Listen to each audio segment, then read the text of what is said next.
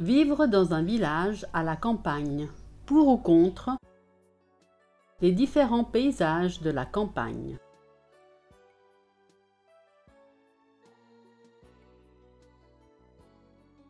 Alors, vivre à la campagne, pour ou contre? Voyons quelques aspects positifs. La ville est plus tranquille et moins stressante. On respire l'air pur et on est en contact avec la nature.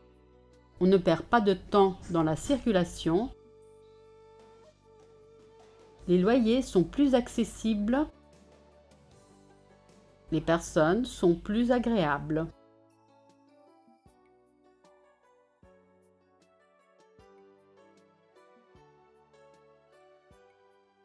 Aspect négatif. On est obligé d'avoir une voiture pour se déplacer.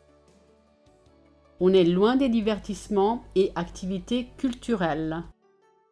On est loin des services comme les écoles, les hôpitaux, les bureaux.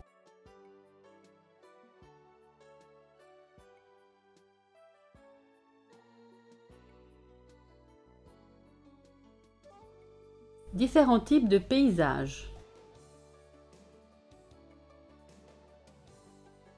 La forêt. La forêt est un paysage qui se caractérise par la présence d'arbres. Dans la forêt, il y a de l'air pur, de l'ombre. Si on fait une promenade en forêt, on peut trouver des champignons.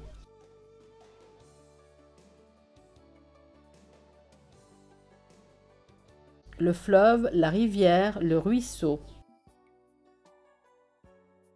Un fleuve, une rivière, un ruisseau sont des cours d'eau. Le ruisseau se jette dans la rivière qui se jette dans le fleuve. Il est parfois possible de pêcher, prendre des poissons ou de se baigner dans un cours d'eau.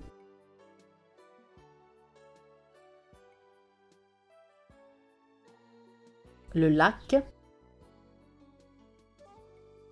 Un lac est un réservoir d'eau douce. Il peut être plus ou moins étendu. On peut se baigner ou pêcher dans un lac.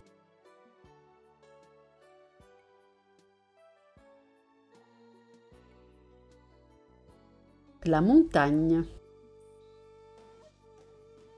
La montagne est un relief d'au moins 500 mètres d'altitude. L'altitude d'une montagne se mesure par rapport au niveau de la mer. En hiver, on va à la montagne principalement pour faire des sports d'hiver comme le ski, le snowboard. En été, on peut profiter de la fraîcheur et du calme de la montagne.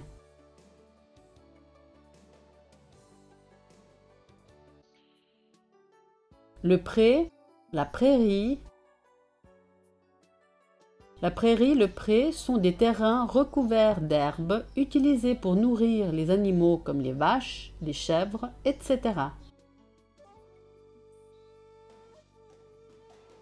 Le jardin potager. Si on vit à la campagne, on peut cultiver un jardin potager, c'est-à-dire planter des légumes comme des tomates, des carottes, de la salade ou des herbes aromatiques comme le basilic, le persil, le thym.